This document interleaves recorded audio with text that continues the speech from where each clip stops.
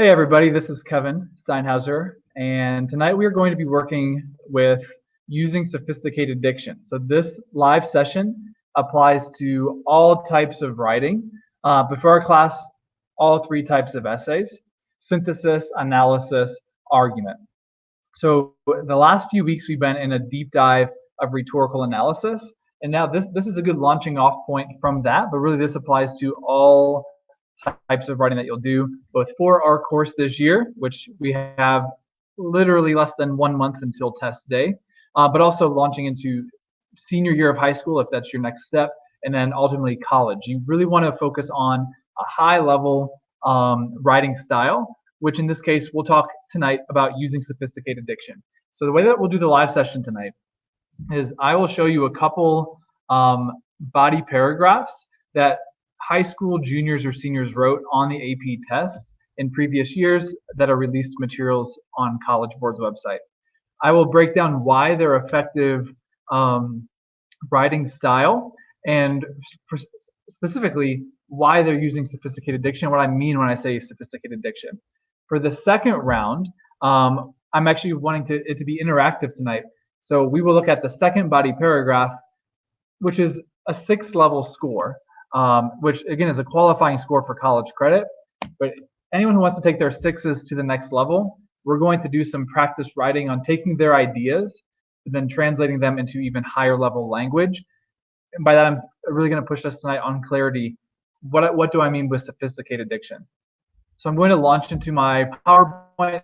I'll spend a few minutes here talking about what I mean by sophisticated diction, what exactly it is, what I don't mean by it, and why it's important for you as a writer, and then we'll start to practice. So I will come back to the chat. We'll kind of go back and forth through my slides in the chat to see your interactive sentences. But the first 20 or so minutes, let's go ahead and dive into why is this important and what exactly does it look like. And I'm glad you all are here tonight. So I left rhetorical analysis here because that is where we just ended. However, like I said, this applies to all writing styles or types of writing. I did another parallel live session, a partner live session with tonight's. So I've got precise language tonight, a few weeks of a variety of sentence structure. If you missed that and you want to take your 6s to the next level, go back and definitely check that out. Hopefully that was a very useful live session. So when I mean writing style, no matter what type of essay I'm talking about, there's 4 components that I'm thinking of. First is overall organization. And second kind of goes hand in hand with that. Second is the logical flow of ideas from one sentence to the next. Every sentence drives forward your point. So content and writing style are absolutely intertwined here. And then 3 and 4 are those partner ideas. So one is varied sentence structure. Again, 4 or 5 weeks ago, we unpacked that thoroughly. And then tonight, we're going to focus on precision of language. These are the 4 things that make up effective writing. Without worrying about content, what do writers do? They organize, they drive points forward, they vary up their sentence structure, and they're as precise with their language as possible. I want to take a quick note on holistic scoring. I've been an AP reader for several years now, and every year we're focused on holistic scoring. I've graded the different essay types: argument, analysis, synthesis. They're all holistically scored. So the first and foremost priority that I'm looking for as an AP reader is the quality of your own original ideas. You're not just parroting someone else's idea, you're actually in control of the writing and the ideas. The second thing holistically is the organization. So organization, certainly higher level content essays, in other words, essays that show me your higher level thinking, are organized very deliberately. So organization kind of marries writing style with your ideas because you're driving them forward. But then writing style is a big piece of holistic scoring. Now, what's the more important piece? The quality of your own ideas. This is the most important thing. You can organize it any way you want. It's got to be thoughtful now. But in order to get a 5, 6, or higher, you need to have college level thoughts that you articulate through writing. Now, I will make a blanket statement that of course there's going to be exceptions because it's holistic scoring. But on the whole, you will not get higher than a 6 unless you have advanced writing style. Now again, there's exceptions because if you write a beautiful, thorough essay that thoroughly answers the topic, you can still be pulling 7s and 8s. But they're rare. So when I say thorough, I mean just you have a lot of words on the page and they're all college level thoughts. Now, the quicker way to get to that 7, 8, 9 range is advanced writing style. You want to go back and do all 4 of these things well. I use a variety of sentence structure, I use precise language, and again, most importantly, every idea flows, my paragraph flows to make my ultimate point. My ideas are organized well. If I'm doing those things, I can raise my 6 to a 7, 8, and 9. Now, again, this is like multiple choice in this one area. It takes frequent, deliberate practice to actually improve.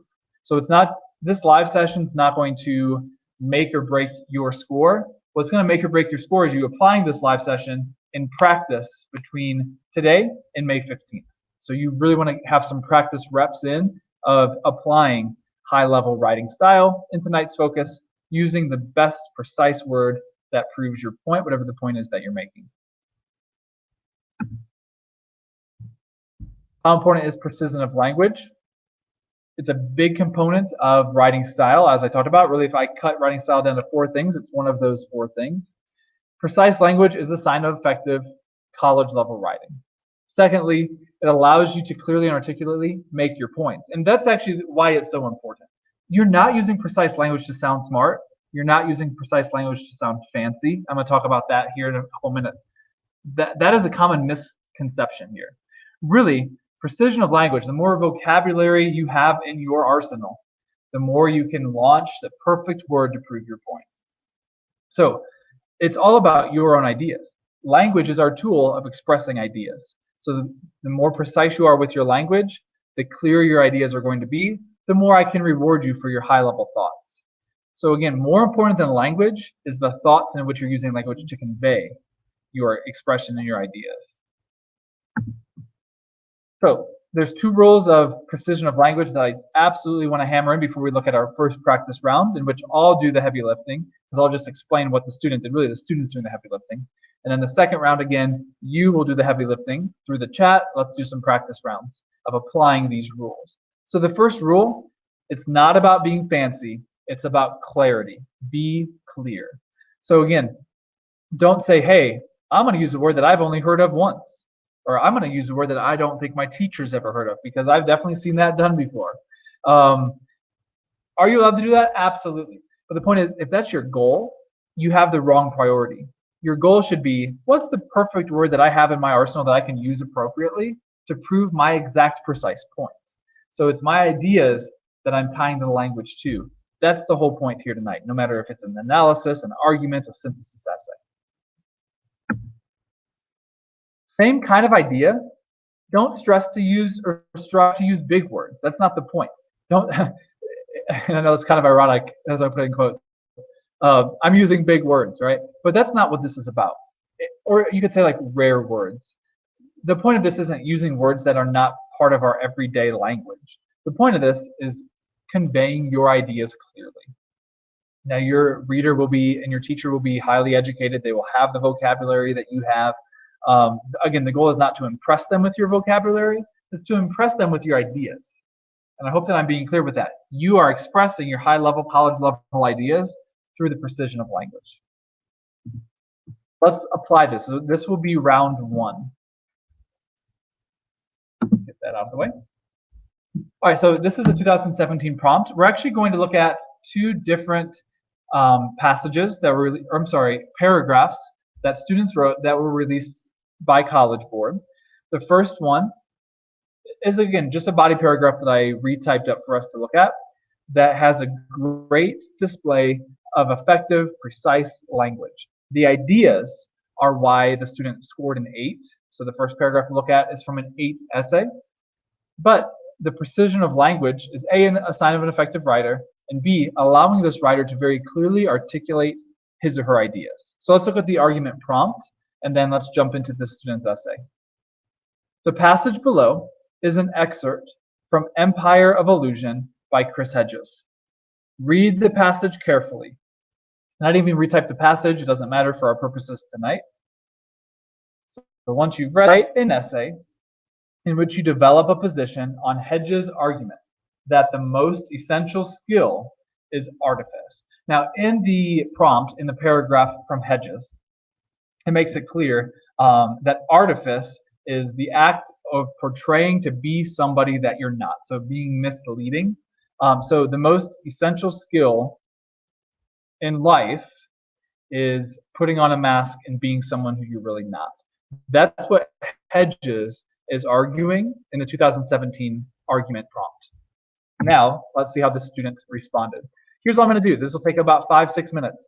We're going to read sentence by sentence, and I'm going to unpack this is why this is an effective sentence. Notice two things. Let's look at not just precise language, but also how every sentence drives purposely to the next. So kind of a dual-minded review of this student's writing. Topic sentence of one of the student's body paragraphs. Throughout history, rulers have utilized countless different methods of achieving power. However, none have been more successful than mastering the art of lying. So, if you think back to 4 or 5 weeks ago, if you've seen the live session on varying sentence structure, this is a high-level sentence, not just because it's long, but because it's showing the relationship between ideas. So, semicolon is used to connect two independent sentences. However, there's a transition here to show the relationship as contrast. So that's a sentence structure thing. First look at this. Is this clear? Is the idea clear? So rulers have utilized countless different methods of achieving power, but the art of lying is the most successful one. That is very clear.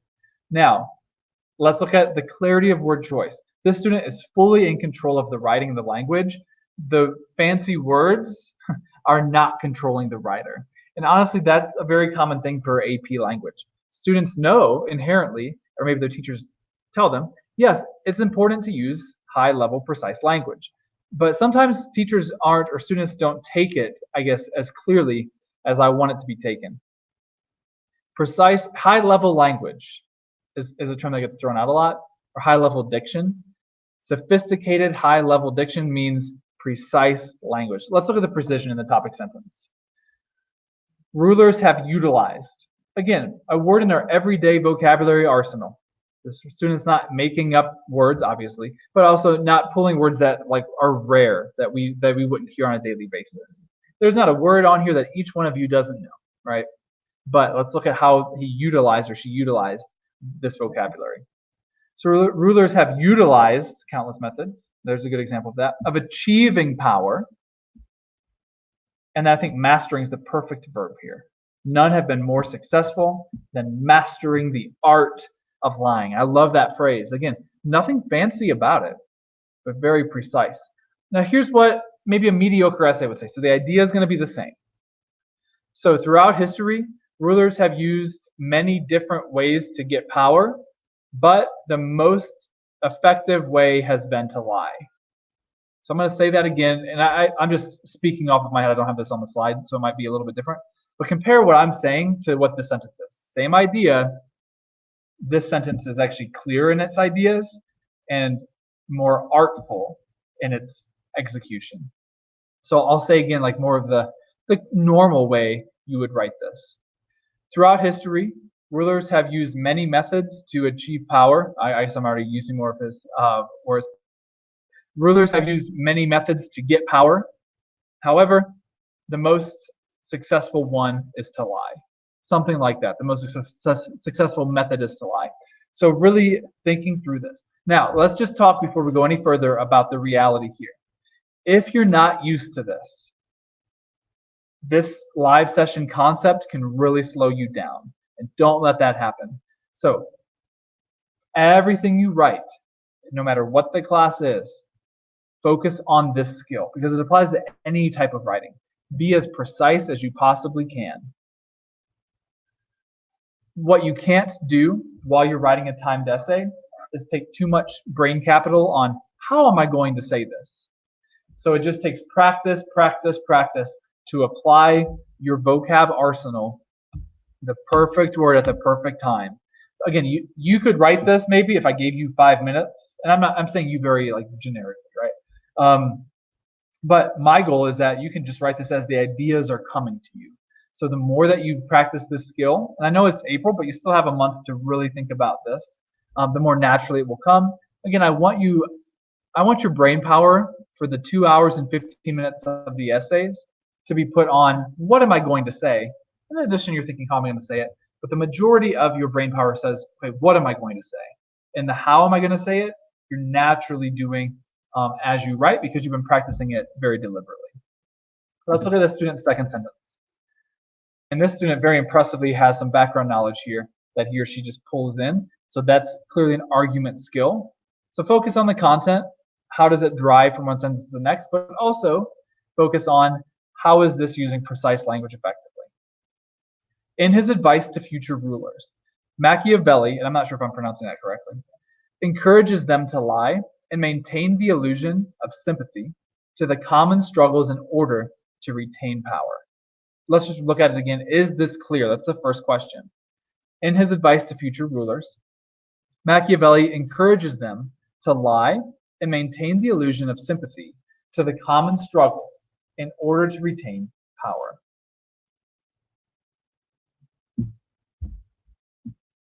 Let's talk about sentence structure, and then let's talk about the word choice. Again, if you saw my live session 4 or 5 weeks ago, you starting with a prepositional phrase, comma, and then your sentence is a great way to go. So in his advice, who's his? Machiavelli. So a lot of people would just write, Machiavelli talked to future rulers. When he talked to them, this is what he said, right? So this is just a quicker way to get to the ultimate point. Future rulers, nothing fancy, but it's super precise. So precision is key. You don't have to sound impressive because it's not you sounding, it's not the words you use to sound impressive, it's your ideas. His idea is future rulers. That's exactly what he says. Next, encourages them. I mean, again, not a fancy phrase, but very clear and perfect to his point. Here's, I think, the most powerful phrase, the illusion of sympathy. That is very clearly articulating his point and linking back to artifice that, hey, even if you don't have sympathy, act like you do. So nothing fancy. Everyone knows the word illusion. But putting these words in a very clear, articulate string to prove this writer's point is why this is effective writing. Next sentence. He asserts, we're still talking about Machiavelli. He asserts that it is imperative for a ruler to appear caring and sympathetic, even if he has no objective but power. What are the pop-off words here? What words pop off the page? Asserts. It's an AP content word, really, right? You've heard assertions or asserts all year. Perfect execution of that word. Imperative. A lot of people would say important. Imperative just has a stronger connotation to it. Perfect use of that. Caring and sympathetic. Nothing fancy, but very clear, and that's the goal. And then has no objective but power. And it's another great, clear phrase. Next, Machiavelli argues that to be sincere and honest is akin to being vulnerable. Okay, nothing super fancy here, but I like the phrasing akin to being vulnerable. That's just a very short, succinct, simple sentence that's very clear and helps drive the idea forward. A ruler must be skilled in the art of deception if he is not to fall prey to usurpers. Now, it's very easy to look at a sentence like this and to say, I'm going to do that myself. I'm going to use a word like usurpers in my writing. Now, this student, I hope that you're with me on this. We're gonna look at it in unity once we break down each sentence. But I hope you're seeing, okay, this student's very in charge of the writing. The writing is not in charge of this student. But it's very easy to say, oh, usurpers, that sounds smart. I'm going to use a big word like that and not be fully in control of it. So what idea are you trying to convey? And how can you best use language to convey that idea? That's all I want you thinking as you're writing, as you're practicing through it until it starts to become second nature to you, which is what I want it to be by May 15th. So a ruler must be skilled. Skilled is the perfect word there. Again, nothing fancy about that. I love this phrase, the art of deception, launching off of artifice, deception. But I love that he says the art, or she says the art of deception. I just think that's a very high level phrase, not because the word art is fancy, but because the concept that he or she is conveying here is saying it's an art. You must master the ability to deceive others while still being well liked, or by then not knowing that you're deceiving them. If he is not to fall prey to usurpers. Now, usurpers is the perfect word here because he does not want an uprising if he's the leader or the political leader of whatever the country is, right? So usurpers is the perfect word here. It would not be in many other contexts. So again, what are you proving? What are you talking about? What is the most precise word you have in your toolkit that you can use? Thus, next sentence, it is essential that he appear humble and morally upright to his constituents, as he is to appear idealistic, despite his nature being identical to his citizens. His nature is identical to his citizens. Let's back up. Let's see if this makes sense. He appear humble and morally upright, and he appears being like one with them. So again, this is all about artifice. Let's just read the sentence again. It is essential that he appear humble and morally upright to his constituents, as he is to appear idealistic, despite his nature being identical to his citizens. Focusing on constituents. Constituents is the perfect word here because, again, what are constituents? People who the government represents or the government leaders represent. Again, that sounds like, oh, he's just trying to use big words. He's using the most precise words he has. This is the only word that fully in one word proves his or her point. Morally upright. Again, a nice little phrase here that's very clear. Let's read this all in unison now, in unity. And again, one last read through, and then we're going to start to practice with a second example of a different body paragraph from a different student. Again, this essay scored an 8. This was one of several body paragraphs. All right, throughout history, rulers have utilized countless different methods of achieving power. However, none have been more successful than mastering the art of lying. In his advice to future rulers, Machiavelli encourages them to lie and maintain the illusion of sympathy to the common struggles in order to retain power. He asserts that it is imperative for a ruler to appear caring and sympathetic, even if he has no objective but power. Again, look at how not just the ideas are expressed clearly, but that each sentence drives to the next. Let's keep reading. Machiavelli argues that to be sincere and honest is akin to being vulnerable. A ruler must be skilled in the art of deception if he is not to fall prey to usurpers. Thus, it is essential that he appear humble and morally upright to his constituents, as he is to appear idealistic, despite his nature being identical to his citizens.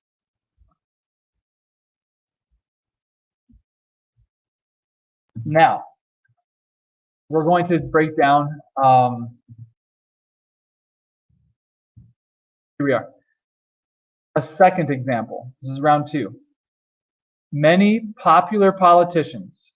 I'm going to go quicker through this one. It's actually still part of round 1, I'm sorry. We're looking at a second body paragraph in the same essay. And then we're going to look at the one that I want to be interactive with. So we'll go a little bit quicker through this. We can spend our time in that interactive part.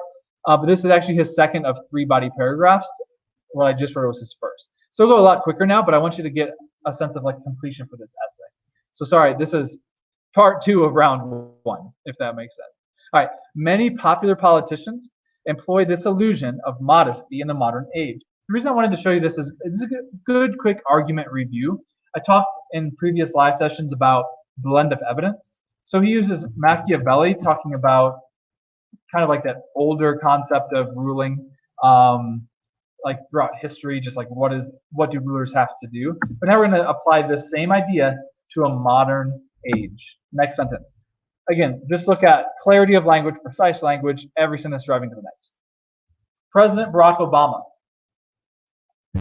favored among much of the nation, was the first sitting president to appear on a talk show. Again, pretty clear. The phrase sitting president, although not fancy, is extremely clear. Despite his many addresses to the nation, his appearance on a talk show enabled him, keyword enabled him, to win the hearts of millions.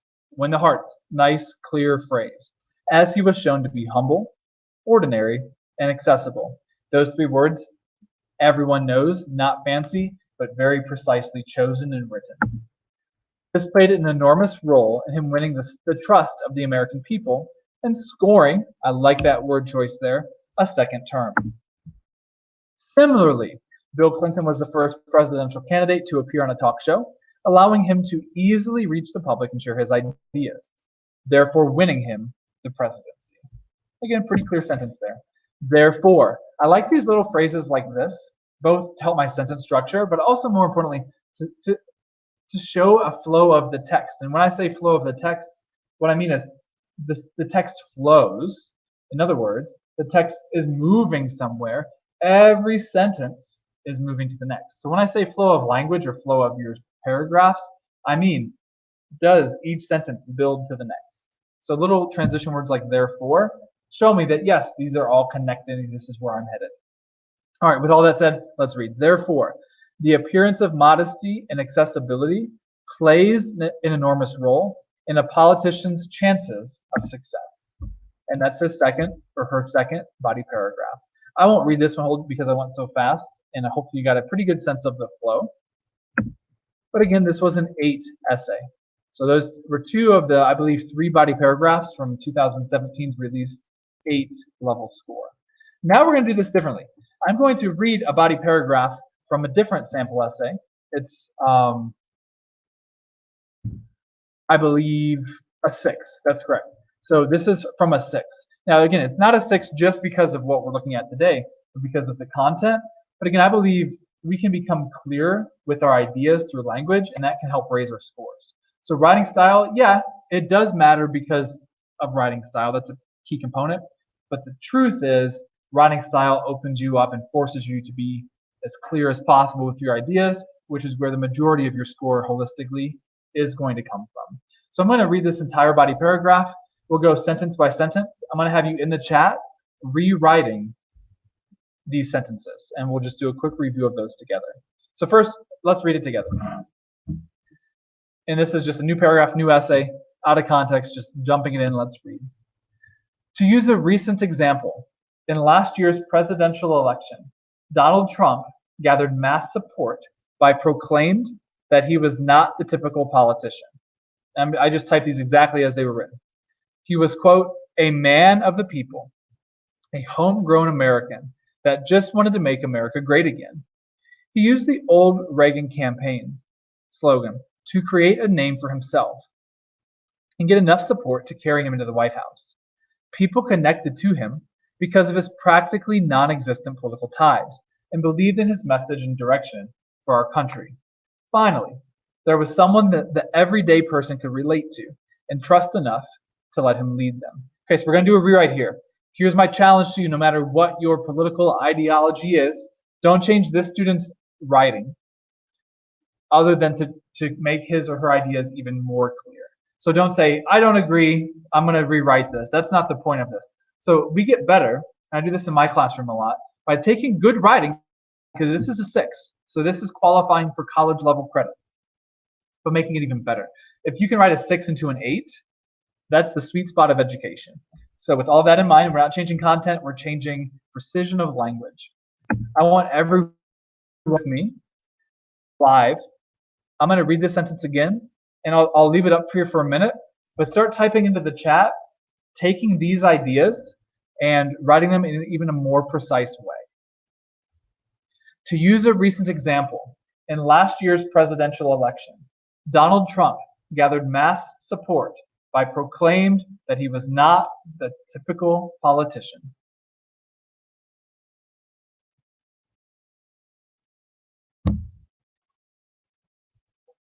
So type in the chat. Again, not changing the idea, but being clear. And again, this is a 6. It'd be a lot easier if I gave you a 4 level writer and said make it into a 6. 6 to 8 is the sweet spot of education. If you can do this, you are definitely working at a high level. I'll read it one more time and then I'll flip over and see what we've got. And just do your best, and we'll look at some feedback here. To use a recent example, in last year's presidential election, Donald Trump gathered mass support by proclaimed that he was not the typical politician.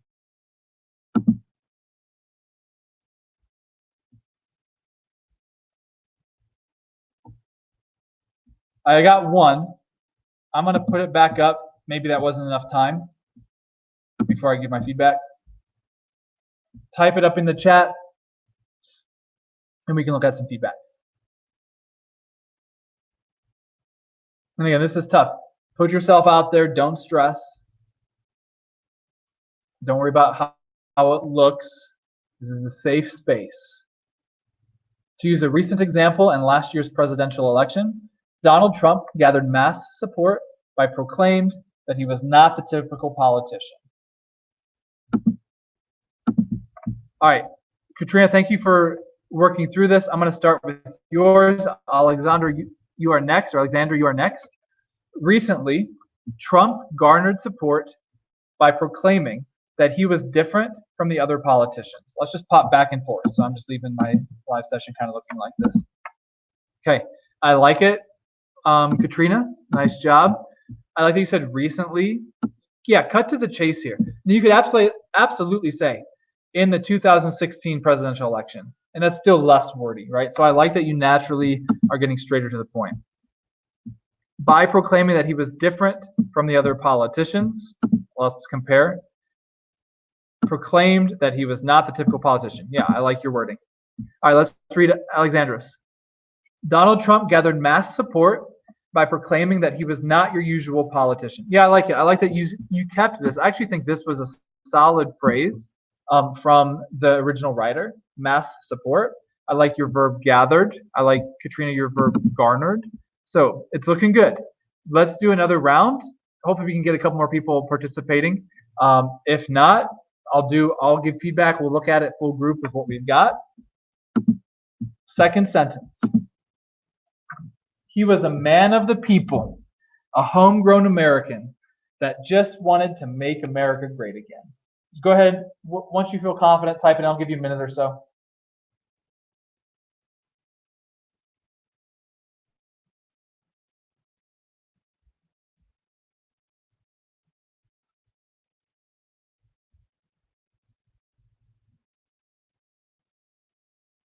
He was a man of the people, a homegrown American that just wanted to make America great. Again, the reason why this is tough, you as the student or as the writer, as the thinker, identify what's worth keeping here, like Alexandra did, and then change what you can improve. You don't have to completely change the sentence.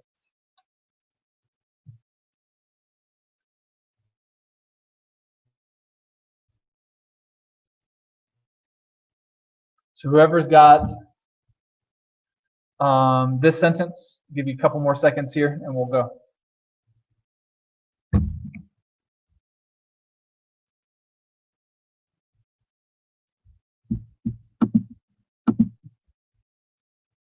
All right, I will look at, we've got one more from the topic sentence.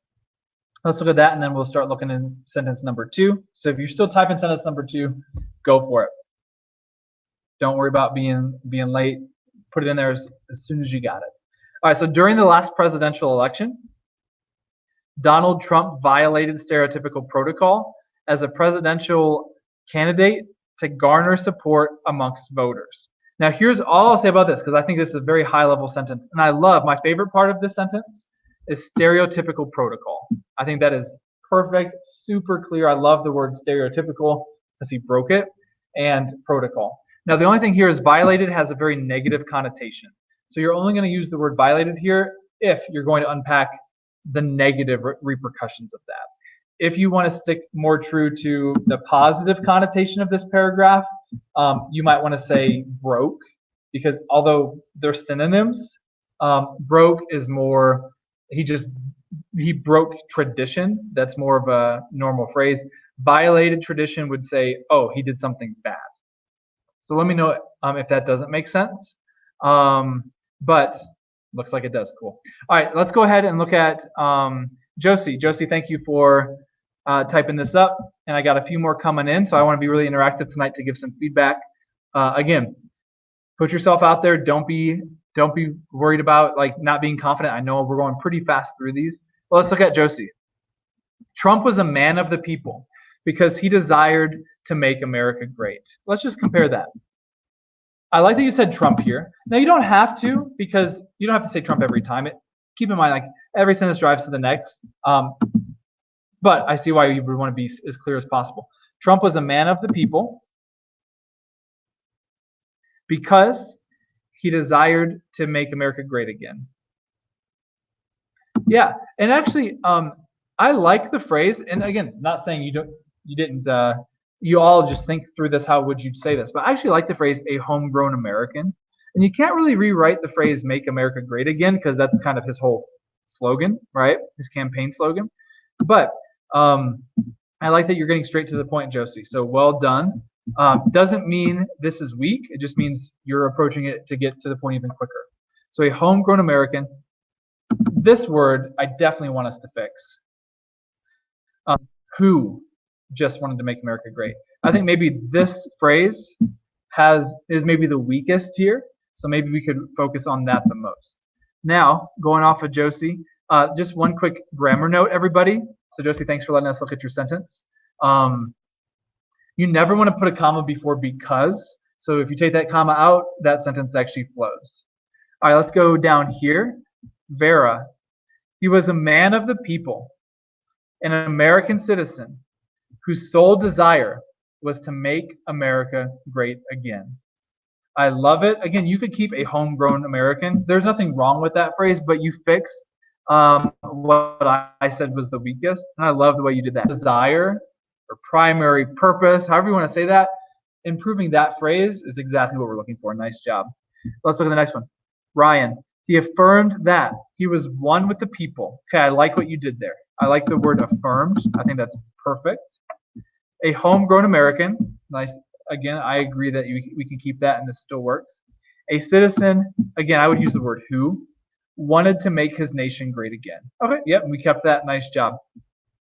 Last one, and then we'll go to the next sentence. As a man of the people and a homegrown American. Very minor side note, you won't really lose points for this, but the rule is put the comma inside the quotation marks. That's an American grammar rule. So if you're in the United Kingdom, this is the United Kingdom way. It's really random. But put the comma inside the quotes, generally speaking, when you're quoting. Let me read it again. As a man of the people and a homegrown American, Trump emphasized his desire to make America great again. I like it. Emphasized his desire is an upgrade. So we're keeping the thoughts clear, but we're using even more precise language to actually make them clear. All right, next sentence, guys. Nice work, ladies and gentlemen. Let's go to sentence 3. Keep it up. If you're with me, you'll get my feedback here tonight. A few more sentences to do. So we got like 2 or 3 more, or 3 or 4 more, I can't remember, to do some rounds on. So let's read. He used the old Reagan campaign slogan to create a name for himself and get enough support to carry him into the White House. Here's why this is tough. Like I said, there's some pretty clever pieces of phrasing and writing here. There's also some room for upgrade. The challenge is to figure out, okay, what should I keep? Because like, what can I not improve? Or versus, what could I improve? So take a minute. I'll start giving you feedback in a minute here.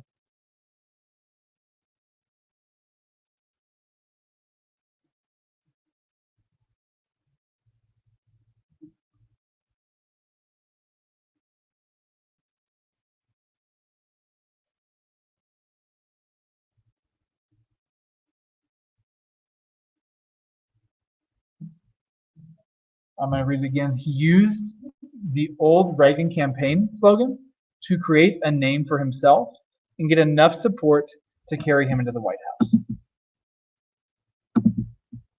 Looks like we're still typing. That's totally fine.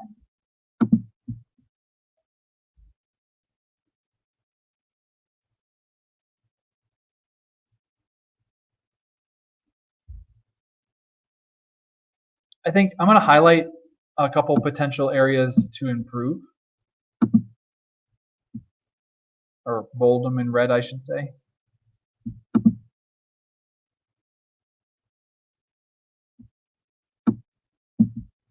These phrases, I think, can be used even with a more precise word or phrase.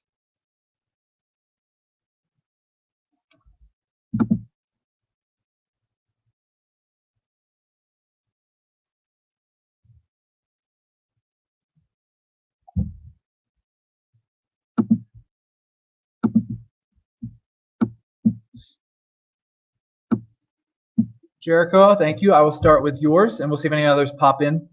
Got a couple coming. All right.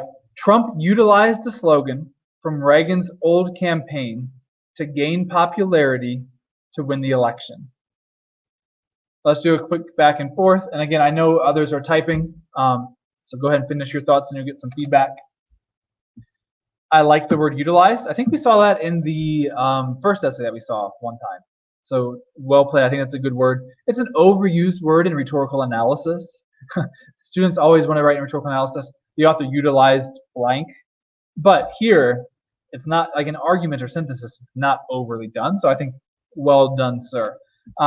Trump utilized a slogan from Reagan's old campaign to gain popularity to win the election. Yep, very clear. Let's just do it back and forth. To get enough support, I think you definitely upgraded that. Now, let's just say, you could say to carry him to the White House. I think that's okay, but I also like that you were brief and to the point, Jericho, so well done. Alexandra, he alluded to Reagan in his campaign slogan to appeal to Republicans and use their support to carry him to the White House. Yes, I like the way that you tweaked that, Alexandra, to use their support that he's appealing to Republicans. We know Reagan was also a Republican. So you used your background knowledge to expand on, and not really expand on, but be more precise with what this student was writing about. Nice job. Let's look at Ryan's. By employing the old Reagan campaign slogan, he effectively created a name for himself and won the support of the voters. Yeah, I like it. He effectively created a name for himself. Nice job. I like it. Let's just do a quick comparison. To create a name for himself and get enough support, and you said won the support. I think that is an upgrade, absolutely. All right, we got one more here. Vera, the old Reagan campaign slogan was used to develop a name unique to himself, which allowed him to gain enough support to earn his role as president. Okay, I definitely think this is an upgrade, which allowed him to gain enough support to earn his role as president. I think that is well said compared to here. Gaining enough support, I like it. It's supposed to get enough support. Here I would continue to push you on name for himself. Just tying that, again, the idea in a little bit more clearly. So it's not super clear that he used how he originated a name for himself based on the slogan. So let's think through this one.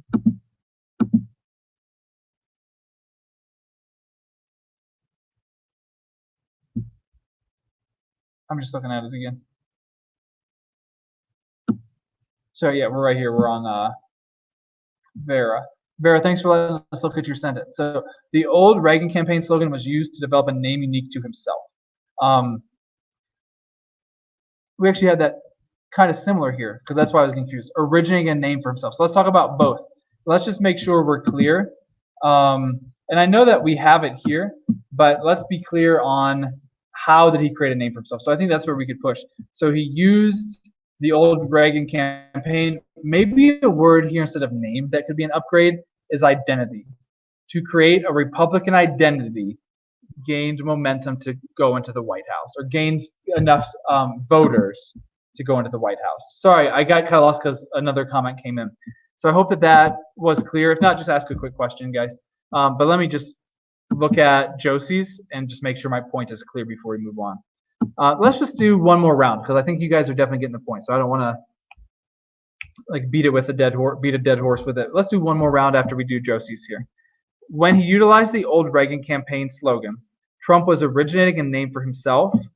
I guess that's where I want to be clear. Maybe that's the one I was on.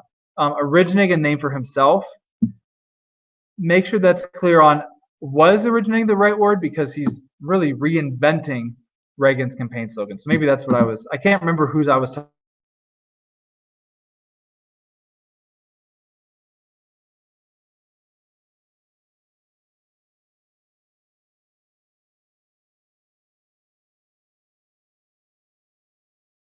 The Republican favorite Reagan campaign slogan in order to create and align himself, to create an identity that aligns himself with the Republicans in order to garner their support to drive him to the White House. I'm just talking off my head.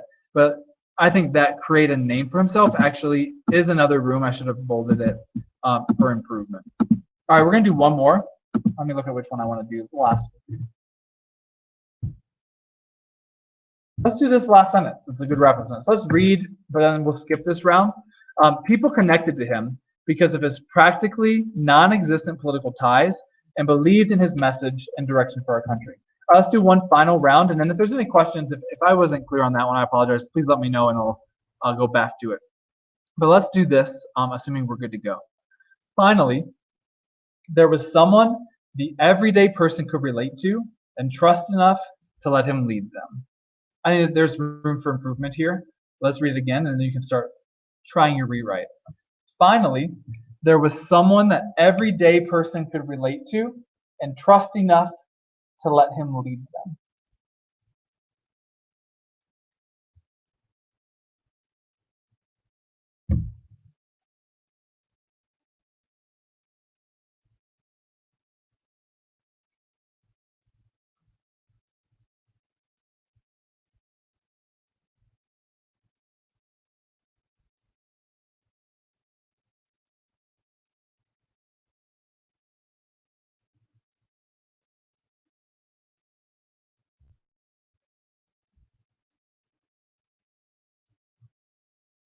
All right, final round here. Again, I'll give you a little bit more time to get those rewrites submitted in the chat, and then we'll look at them. Finally, I'm going to start to bold, just in case anyone's a little stuck or needs some help, what could be improved. There was someone, I believe that phrase could be clearer. The everyday person could relate to. Not a bad phrase. Maybe you have a way to upgrade it. And trust enough. I think the ending is a little bit weaker than the norm for this paragraph. I bet you there's a better way to rewrite that.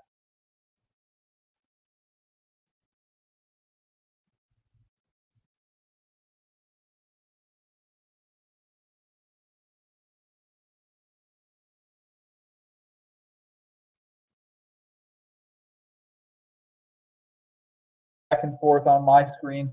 So I'll give you another minute, and then we'll look at who's got one.